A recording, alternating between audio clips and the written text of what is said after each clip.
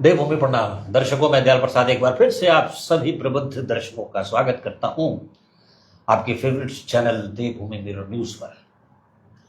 दोस्तों, अभी तक चुनाव की हर खबर आप तक पहुंचा रहे हैं, आगे भी पहुंचाएंगे क्योंकि तापमान बढ़ रहा है और इस बढ़ते तापमान में एक गर्मी के अलावा एक विस्फोट हुआ है। विस्फोट ही कहेंगे इसे, भयंकर विस्फोट कहूंगा मैं तो। एक ऐसा विस्फोट जो कहीं ना कहीं हमारी आने वाली पीढ़ियों की नींव हिलाने के लिए बहुत बड़ा विस्फोट है। आखिर क्या हुआ आप सब लोगों को पता है। नीट का पेपर लीक साल दर साल ये शायद एक रस्म सी बनती जा रही है कि हर साल हर बार पेपर लीक होंगे। आखिर कब रुकेगा ये शिक्षा पद्धति पर ये बहुत बड़ा सवाल है। कौन है इसका जिम्मेदार? अगर सिस्टम है तो क्यों है, अगर समाज है तो क्यों है, अगर छात्र हैं तो क्यों है? बहुत सारे सवाल खड़े हो गए। आखिर आने वाले छात्रों का भविष्य अंधकार में क्यों हो? एक बच्चा जो मेहनत से पढ़ रहा है और एक बच्चा पैसे देकर पेपर लिखता है और पास हो जाता है, एक वर्षों की मेहनत करके फेल हो जाए या रह जाए। क्या छात्रों को इसलिए पढ़ा जा रहा है? चलिए खैर, इसी विषय को लेकर चर्चा करने हमारे बीच में आए हैं बहुत विद्वान आदमी हैं, बहुत प्यारे शख्स हैं, चाणक्य के एमडी डॉक्टर नवनीत। आइए इसी विषय पर करते हैं उनसे बातचीत। नमस्कार डॉक्टर साहब। नमस्ते नमस्ते। सबसे पहले तो आपका स्वागत है।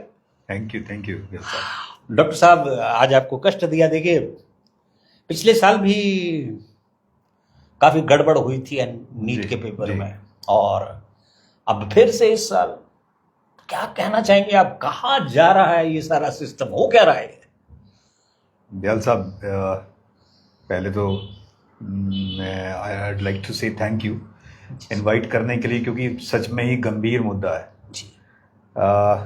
हर साल कुछ ना कुछ हो रहा है और ये कब तक होगा इसका अभी तक कुछ समझ में नहीं आ रहा। नीट जैसी जो एग्जामिनेशन है नेशनल लेवल के ऊपर, एक तो सिंगल एग्ज़ाम होता है बच्चों को मेडिकल में एंट्री कराने के लिए, और लाखों बच्चे, आपको पता है इस बार भी तकरीबन 22,79,000 बच्चों ने तकरीबन ये पेपर दिया था। तो अपीयर हुए थे 25 लाख के आसपास तकरीबन अप्लाई करते हैं।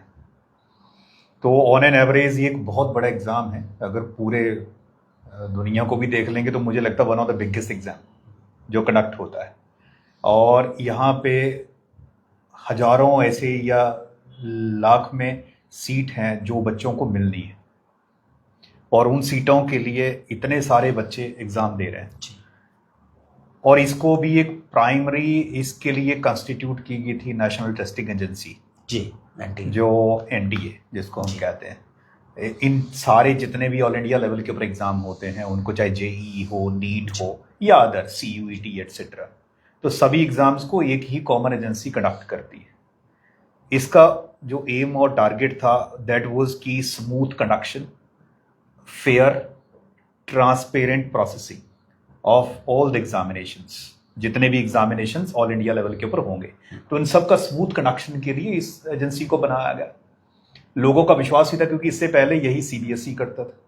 तो गवर्नमेंट ने सोचा कि एक अलग से इंडिपेंडेंट एजेंसी बना दी जाए जो टेस्टिंग एजेंसी, और वो फेयरली अपना काम करेगी। लेकिन जब से ये एजेंसी काम में आई, हो सकता है इनिशियली थोड़ी प्रॉब्लम्स आती भी हैं, बिकॉज नया डिपार्टमेंट होता है, नई एजेंसीज होती हैं, तो केवल स्मूथ फंक्शनिंग में उतना इजी नहीं होता है। बट विद द एक्सपीरियंस, अब तो बहुत साल हो गए, with the experience they should improve. और मोर ओवर इम्प्रूव की भी बात नहीं है, अगर हम वैसे भी देखें तो एक ऐसा एग्जाम है जिससे आपको पूरे का पूरा हेल्थ केयर सिस्टम जिसके ऊपर डिपेंडेंट है, जिंदगियां जुड़ी हैं। अगर वो ही फेयर नहीं होगा, जस्ट नहीं होगा, तो आप समझ सकते हो कि हम क्या करने जा रहे हैं। तो इस बार क्या कैंसिल कर दिया गया? हाँ, देखिए, पहले तो एनटीए वाज ये ना। डॉक्टर साहब देखिए, मैं ये बात इसलिए पूछ रहा हूँ कि ऐसी घटना पिछले साल भी घटी थी, जी जी पर उसकी लीपापोती कर दी गई हाँ थी कि इस एरिया में हुआ, लेकिन उसको दबा दिया गया बिल्कुल, वो था। दबा दिया गया उसी जगह जो जी है, दोबारा से रीनीट करा के। जी और कुछ ग्रेस मार्क्स जो पहले उन्होंने दे रखे जी थे, जहाँ पे कई बच्चों ने कंप्लेंट की थी कि वहां पे तूफान आया था तो लाइट नहीं थी, तो जी उन बच्चों को ग्रेस मार्क्स दे दिए थे, जिसकी वजह से तकरीबन आई थिंक 60 से ऊपर, क्लोज टू 70 स्टूडेंट ऐसे जिनका जी। परफेक्ट स्कोर था, 720 में से 720। तो इस साल एनटीए ने, तो साफ ही है। आप समझिए कि पिछली बार बहुत सारा था। पिछली बार भी लोगों ने एजिटेशन किया था, कहा था कि कुछ ना कुछ तो लीक हुआ है, तो इसको दोबारा से रिकंडक्ट किया जाए। लेकिन एनटीए ने पिछली बार डिनायल मोड में थी, तो नहीं करेंगे, ये थोड़ी जगह हुआ है, कहीं पे ऐसा हुआ, तो उन्होंने उस तरीके से किया। है तो वो तो उस टाइम पे भी जस्टिफाइड नहीं था, बट इस साल भी स्टार्टिंग में इन्होंने डिनायल मोड में चले गए थे अभी भी, कि नहीं नहीं कुछ नहीं है, हम जांच कर रहे हैं, जांच कर रहे हैं। फिर अचानक 4 दिन के बाद जब ये ओपन ही हो गया कि ये जो पीडीएफ की फॉर्म में ही अवेलेबल है, और इवन जिसको ये कह रहे थे कि गेस्ट पेपर की फॉर्म में आया है, किसी ने गेस्ट दिया है बच्चों को, तो वो गेस्ट पेपर की फॉर्म में आया है, उसमें से क्वेश्चन आया है। पहले तो ये वाली अफवाहें उठने लगी, लेकिन जब पीडीएफ सामने आई तो what we found is it was as it is, no comma, no full stop difference, no options difference. तो फिर इसके बाद actually NTA had to come forward और इनको ये कैंसिल करना पड़ा। लेकिन इससे जस्टिफिकेशन, जैसे अब देखिए कैंसर हुआ है तो इसमें तो बहुत पैसा इन्वॉल्व होता है। आई थिंक मेरे ख्याल से $98 मिलियन, 9400 मिलियन बोल रख लीजिए आप। हाँ, उसका नुकसान हो रहा है। हाँ देखिए, पैसे का नुकसान तो है ही है, क्योंकि ये कोई एनटीए का पैसा नहीं है जी। ये हमारा या आप लोगों की जेब से, पेरेंट्स की जेब से गया हुआ पैसा, दूसरा गवर्नमेंट का पैसा, जो हम जीएसटी या टैक्स देते हैं उसका पैसा। जी जी। अभी एनटीए ने तो फटाफट डिक्लेयर कर दिया कि चलिए कोई बात नहीं, हम दोबारा से कंडक्ट करेंगे, बच्चों की फीस दोबारा नहीं लगेगी। देखिए, अपनी गलती के लिए तो हम गलती भी वो करें और हमें ये एहसान जताते हैं कि बच्चों को कि हम फीस नहीं लेंगे। तो ये तो मतलब मुझे लगता है कहीं किसी तरीके से जस्टिफाइड स्टेप होता ही नहीं है। दूसरी बात, फीस नहीं लेंगे ये तो बोलना ही नहीं चाहिए, क्योंकि गलती है। तो फीस किस चीज की? सेकंड थिंग, ये कह रहे हैं कि फीस भी वापिस करेंगे। तो मेरा क्वेश्चन अगेन ये होता है कि क्या फीस वापिस करने से हम लोग जो है वो पाक साफ हो जाएंगे? हाँ देखिए, कितने फीस देने से क्या जो बच्चों को मेंटल ट्रॉमा हुआ होगा, बिल्कुल इनको हर साल लगता है कि बहुत सारे बच्चे समटाइम्स गलत स्टेप उठा लेते हैं, अपनी जीवन खत्म कर लेते हैं, नीट में पास नहीं होते हैं। क्या वो जिंदगियां इससे ठीक हो सकती हैं? हाँ, इसमें ऐसा भी हो सकता है जो इस समय बिल्कुल तैयारी करके तैयार थे, हो सकता है उनमें से कुछ बच्चे डिप्रेशन में चले जाएंगे। बिल्कुल, डेफिनेटली जाएंगे। अच्छा, अब तो बच्चों को ये भी समझ में आएगा कि इतनी बड़ी एजेंसी से अगर पेपर लीक होता है तो कुछ भी हो सकता है। फिर तो हम क्यों ही पेपर दें? और अगर हम डॉक्टर भी बना रहे हैं, हम क्या बेस बना रहे हैं डॉक्टर के लिए? जी, मैंने बहुत सारा कई जगह रिसर्च, क्योंकि इस चीज़ के पीछे मैं बहुत टाइम से हूँ। हम लोग कोचिंग इंडस्ट्री में भी रहे हैं और टीचिंग में हम बड़े टाइम से हैं, रिसर्च में हूँ, तो मैं कुछ ना कुछ रिसर्च करता रहता हूँ, कंडक्ट करता रहता हूँ। तो नॉर्मली मैं कुछ बच्चे जो, जैसे हमारे बच्चे कुछ सिलेक्ट होते हैं, मेडिकल कॉलेज में जाते हैं, और देन हम ये देखते हैं कि जो मेडिकल कॉलेज में ऑल इंडिया कोटे से कोई बच्चा आता है तो उसकी परफॉर्मेंस में और हमारे बच्चों की परफॉर्मेंस में कितना डिफरेंस है। तो मैंने तो वहां पे भी पाया, हालांकि शक तो पहले से ही है इन चीज़ों के बारे में, कि जो बच्चा ऑल इंडिया कोटे से आता है, मैं देखता हूँ कि मेडिकल कॉलेज वाले, चाहे हमारा आईजीएमसी हो, क्योंकि इसमें हाई रैंकिंग वाले बच्चे ऑल इंडिया कोटे से आते हैं, सो जिनका स्कोर हमारे बच्चों के कंपैरिजन में, स्टेट के बच्चों के कंपैरिजन में बहुत ज़्यादा होता है, लेकिन उनका वहाँ क्लास में परफॉर्मेंस इज वेरी लो। तो कहीं ना कहीं गड़बड़ तो है। टेक्निकली देखें तो कोई इसकी तरफ ध्यान ही नहीं दे रहा है। या तो पेपर के फॉर्मेट को चेंज किया जाए, या फिर कुछ ऐसे स्टेप्स लिए जाएं जिससे कम से कम हमें क्वालिटी डॉक्टर्स तो मिले। अच्छा डॉक्टर साहब, इसका जिम्मेदार है कौन इन चीजों का? जिम्मेदार देखिए, सरकार को, मैं अगेन मेरा बड़ा बेसिक चीज मैं बोलता हूँ कि इसके लिए ना या तो सभी जिम्मेदार हैं या कोई भी नहीं, कोई भी नहीं। बिल्कुल सही कहा आपने सर। इधर वी ऑल और वी नन, नोबडी। बिल्कुल। तो उसका कारण क्या है कि जिम्मेवारी सब स्टेप्स के ऊपर है।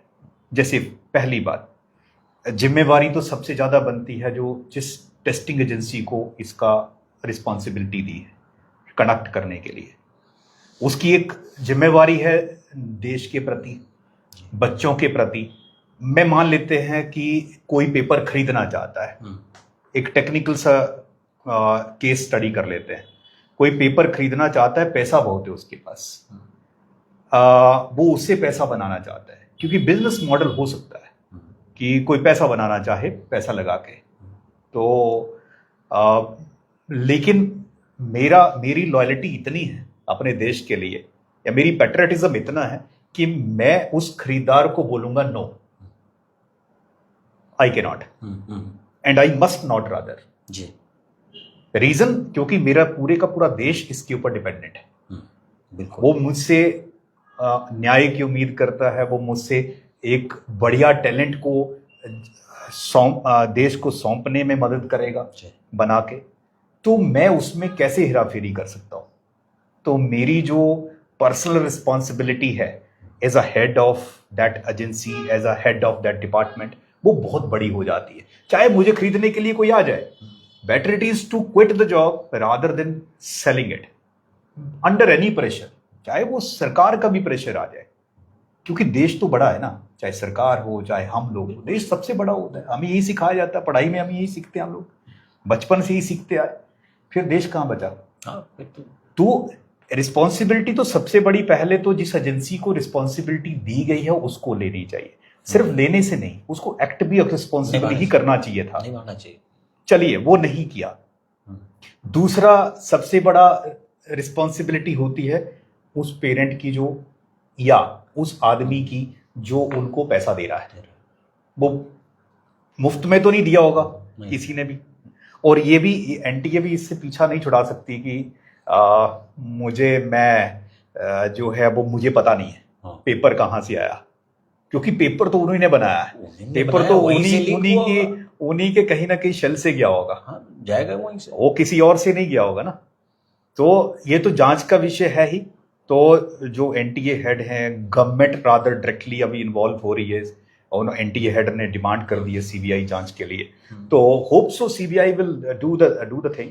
और गवर्नमेंट बीच में लगा, बाद में दिमाग से निकल ना जाए, तो क्या इसमें क्या सजा का प्रावधान है भी है? सजा है नहीं, ऐसे पीछे एक्ट बनाया था इन्होंने थोड़ा, सजा का प्रावधान तो है, लेकिन कभी कोई कड़ी सजा आज तक मैंने सुनी नहीं किसी को हुई, क्योंकि लीक तो पता नहीं कितने पेपर हो रखे हैं, और उसके पीछे बस वही है, आना जाना लगा रहता लोगों का, वही तारीख पे तारीख, बाकी तो होता नहीं। सो किसी को सजा अभी तक हमने को पोटेंशियल सजा होती देखी नहीं है ना सुनी, हुई होगी डोंट नो, कभी अखबारों ने कवर नहीं किया, कभी मीडिया ने कवर नहीं किया, तो ये देखना चाहेंगे। तो मेरा मुद्दा जो, तो मैं सिंपल कह रहा हूं कि दूसरी जो रिस्पॉन्सिबिलिटी थी वो थी उस खरीदने वाले की जी। एक तरफ तो हम कहते हैं कि करप्शन बहुत है, गवर्नमेंट डिपार्टमेंट्स में बहुत करप्शन है, लेकिन कौन फैला रहा है? हम ही फैला रहे हैं, कोई ना कोई तो फैला रहा है ना, हम फैला रहे हैं, पब्लिक दे रही है ना। अब मान लेते हैं वो खरीदना नहीं चाहते, तो एनटीए में कोई भी जो आदमी जो कहीं ना जिसकी वजह से वो लीक हुआ है पेपर, कोई भी होगा, बाद में पता लग जाएगा जांच के बाद, तो वो आदमी किसको बेचता? अपने आप तो नहीं बेचता, जब खरीदने वाले भी। हाँ, तो दूसरा बड़ा रिस्पॉन्सिबल आदमी वो है जो खरीद रहा है। तीसरा रिस्पॉन्सिबल आदमी है वो है जो पेरेंट, जो उस पर्टिकुलर ट्रेडर से जिसने उसको लिया होगा और आगे बेचा होगा, वो खरीदने वाला। मुझे मंजूर है अगर मेरा बच्चा जो है डॉक्टर नहीं बनता, मुझे नहीं बनाना, ये एक एटीट्यूड होना चाहिए पेरेंट के अंदर। बिल्कुल, मुझे घूस दे के अपना बच्चा डॉक्टर नहीं बनाना, मुझे आईएएस भी नहीं बनाना है, मुझे जो है वो इंजीनियर भी नहीं बनाना। इससे तो बेहतर होगा कि मेरा बच्चा कुछ भी अपने इंडिपेंडेंटली अपने दिमाग से करना चाहेगा तो कर ले, कम से कम कुछ भी आगे चल के करेगा, बेटर तो करेगा, इंडिपेंडेंट तो होगा। अब एक बच्चा जो ये पेपर लेके डॉक्टर बन भी गया, वो आगे चल के जब एमबीबीएस करता है, आगे चल के वो एमडी करेगा या डीएम करेगा, एमएस करेगा, एमसीएच करेगा, तो वो किस लेवल पे करेगा?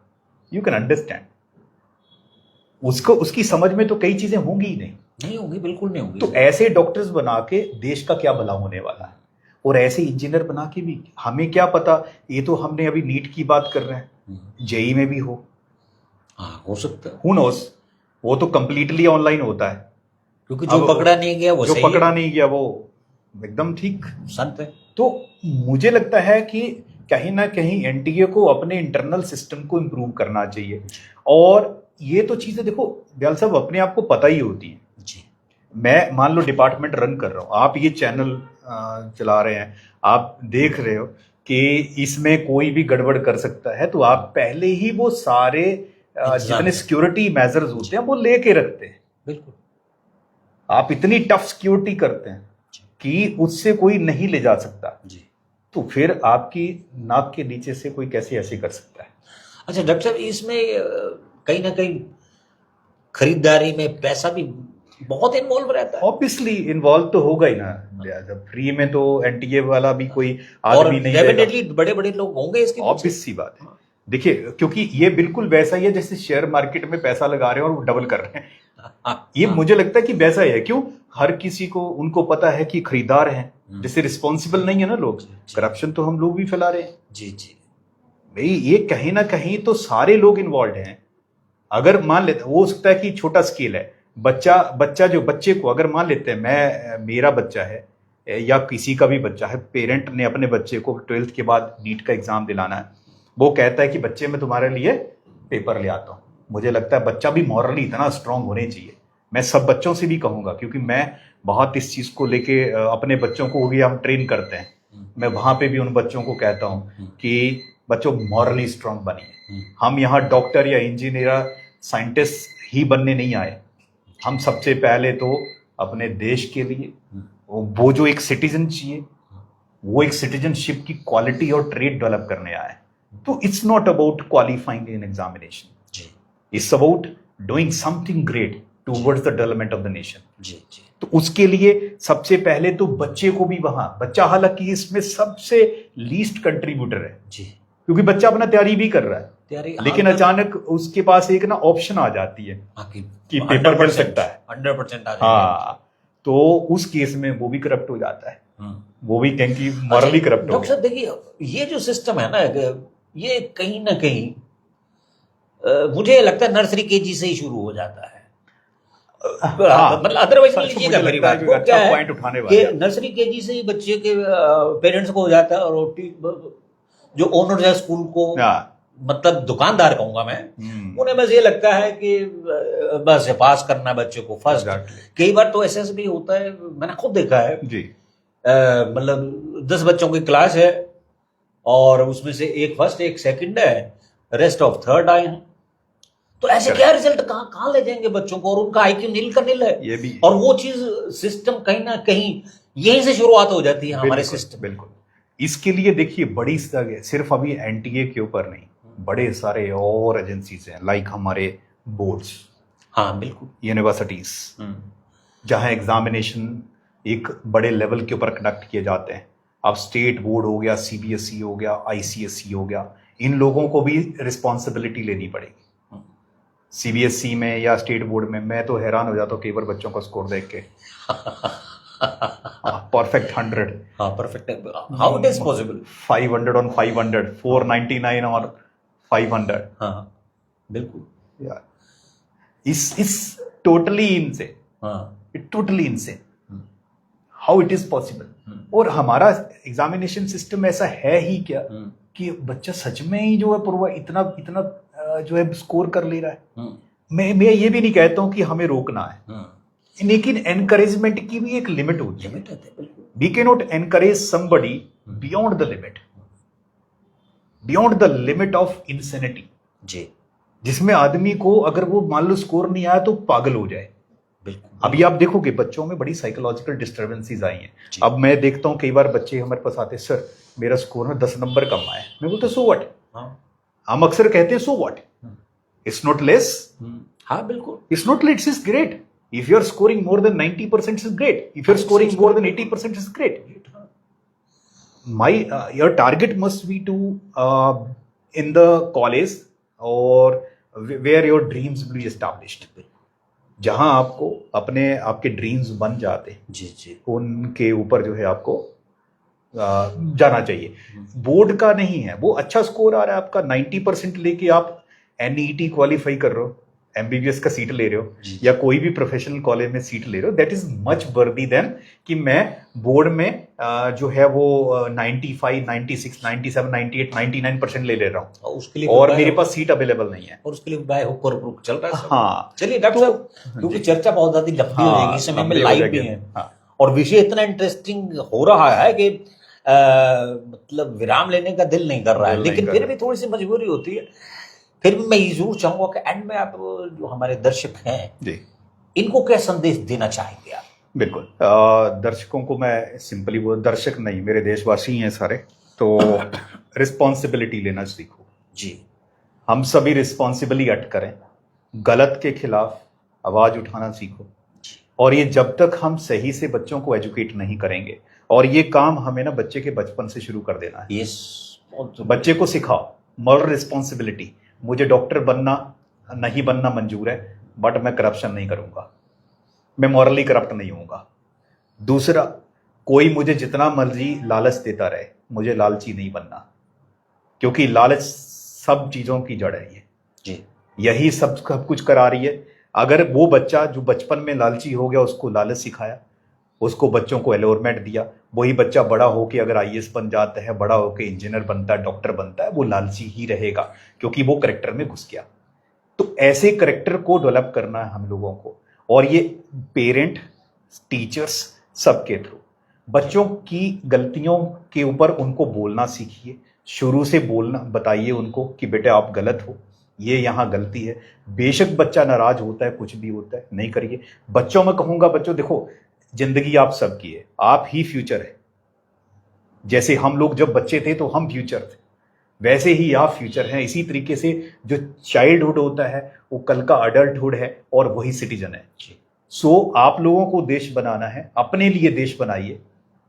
मैं जितने मेरे साथी, मेरे से बड़े, मेरे से छोटे, या मेरी हम उम्र कितने भी लोग हैं, उन सबको कहूंगा, जो पेरेंट हैं स्पेशली, बच्चों को सही डायरेक्शन दीजिए। नहीं तो हम ऐसा देश बनाने जा रहे हैं जहां पे शायद हमें खुद को रहना मुश्किल हो जाएगा। इतनी करप्शन, इतनी चीजें, और इतना सारा मेलोड्रामा इतना क्रिएट हो जाएगा कि किसी दिन हम शायद खुद को भी ना देख पाए, हम ध्यान ना रख पाए। तो रिस्पॉन्सिबिलिटी, मैं ये कोई नहीं होता हूं कि मैं बोलूं कि गवर्नमेंट को करना चाहिए। मैं आपको भी नहीं कह रहा हूं, मैं सिर्फ आपको ही कह रहा हूं, आई एम एक्टिंग। आपको पर्सनल रिस्पॉन्सिबिलिटी लेनी है, हम सबको अपनी पर्सनल रिस्पॉन्सिबिलिटी लेनी है। अगर मैं टीचर हूं तो मैं बच्चों को सही तरीके से पढ़ाऊं, अगर मैं मीडिया में हूं तो मैं सही खबर कैरी करूं, अगर मैं डॉक्टर हूं तो मैं पेशेंट को और अपने काम को सही तरीके से चीजों को करूं। So this should be the responsibility taken by everyone. It's not about one leak. It's about the future leaks which must be prevented. Thank you so much doctor साहब, thank you so much. Thank you. तो दर्शकों, देखिए अभी doctor Navneet से बहुत बारीक सी बातचीत हुई, गहरी बातचीत हुई, लेकिन विषय इतना वाइड है कि इसे एक छोटे से लाइफ में समेटना इम्पॉसिबल है, असंभव है। खैर, फिर भी बातें जो उभर कर आती हैं उसमें कहीं ना कहीं हम भी जिम्मेदार हैं इस तरह की घटनाओं के लिए। तो दर्शकों, मैं तो सिर्फ आपसे रिक्वेस्ट ही कर सकता हूं कि हमें ये चीजें चाइल्डहुड से रोकने की कोशिश करनी चाहिए। हमें कभी ये नहीं लगना चाहिए कि मेरा बच्चा दूसरी में, तीसरी में, पांचवी में फर्स्ट आएगा, सेकंड आएगा, थर्ड आएगा। अरे यार, सभी फर्स्ट नहीं आ सकते। कुछ डॉक्टर नहीं, सभी डॉक्टर थोड़े बन जाएंगे, कुछ दुकान भी करेंगे। समाज चलना है तो हर फील्ड का अलग अलग है। कुछ लोग एंकर बनेंगे मेरी तरह से, कुछ एक्टर बनेंगे, कुछ तो उनकी जो क्वालिटी उसको पहचानिए, एक चीज के पीछे ना पड़ जाइए। और प्लीज आपसे रिक्वेस्ट रहेगी कि बच्चे के ऊपर विशेष निगरानी रखेंगे कि आपके बच्चे के बचपन से ही आपके बच्चे के जितने नंबर आ रहे हैं, क्या सच में वो उसके काबिल है? ये बहुत बड़ा कारण मुझे लग रहा है। बचपन से ही होता है, चौथी पांचवी में स्कूलों में पास कर दिया जाता है, फर्स्ट सेकंड थर्ड पोजीशनें दी जाती हैं। इन चीजों पर रोक लगानी होगी। हाँ, सरकार कुछ नहीं करेगी। सिस्टम हमें बनाना है, हमें खुद रोक लगानी होगी। अपने बच्चे को जब आप होमवर्क नहीं कराते हैं तो कराइए और देखिए और उस पर आप गौर करिए कि आपका बच्चा सच में इस पोजीशन के काबिल है या नहीं, या किसी और फील्ड में काबिल नहीं। खैर, विषय बहुत लंबा है, कभी फिर से इस पे बहुत गहरी चर्चा करेंगे, गहन चर्चा करेंगे, विभिन्न लोगों के साथ बैठकर इस बात को उठाएंगे। और फिलहाल इस गंभीर विषय को यही विराम देता हूं और धन्यवाद करता हूं डॉक्टर नवनीत का कि आपने समय दिया और बहुत अच्छी ज्ञान की बातें की। इन्हीं शब्दों के साथ मैं दिल प्रसाद फिलहाल आपसे विदा चाहता हूं। देवभूमि प्रणाम, धन्यवाद, थैंक यू, शुक्रिया, जय हिंद।